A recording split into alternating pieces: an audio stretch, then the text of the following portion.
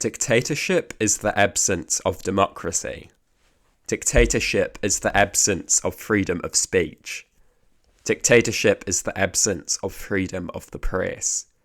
Dictatorship is the absence of argument. Dictatorship is the absence of political diversity and political discourse. Dictatorship is the absence of democracy, freedom of speech, and freedom of the press. Dictatorship is the absence of thought, and therefore the absence of argument. You cannot argue for dictatorship.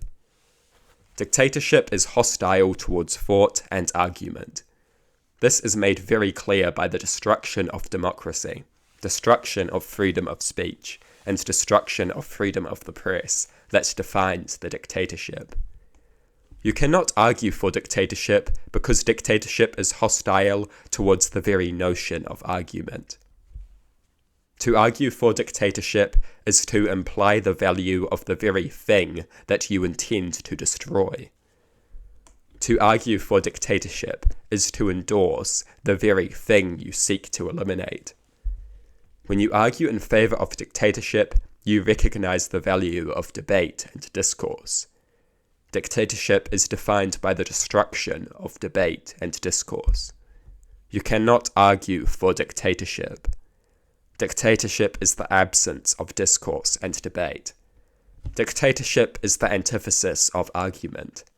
Dictatorship is thoughtlessness. You cannot argue for thoughtlessness. To argue for thoughtlessness is to recognize the value of thought. You cannot argue for dictatorship because dictatorship is opposed to argument.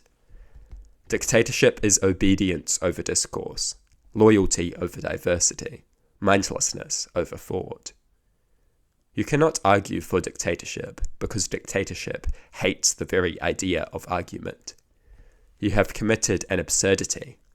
You have argued for the destruction of argument. You have recognized the value of discourse and debate, all the while seeking its eradication. You have argued for dictatorship. Your actions betray your idiocy. You recognize the value of the very things that you seek to destroy. Dictatorship cannot be justified or defended because justification and defense require thought and argument, discourse and debate. Dictatorship seeks to eradicate these things. Dictatorship is defined by the absence of democracy, the absence of free speech, and absence of freedom of the press. Dictatorship hates these things. Dictatorship hates thought and argument, discourse and debate. Dictatorship is not a solution. Dictatorship is a thoughtless void. Dictatorship is rejection of the most important human trait, the capacity for thought. Argument requires thought, and dictatorship is the enemy of thought. You cannot argue for dictatorship without discrediting your argument. To argue for dictatorship is to partake in thought and argument, discourse and debate, the very things that dictatorship seeks to eradicate. To argue for dictatorship is to recognize the value of that which is your enemy.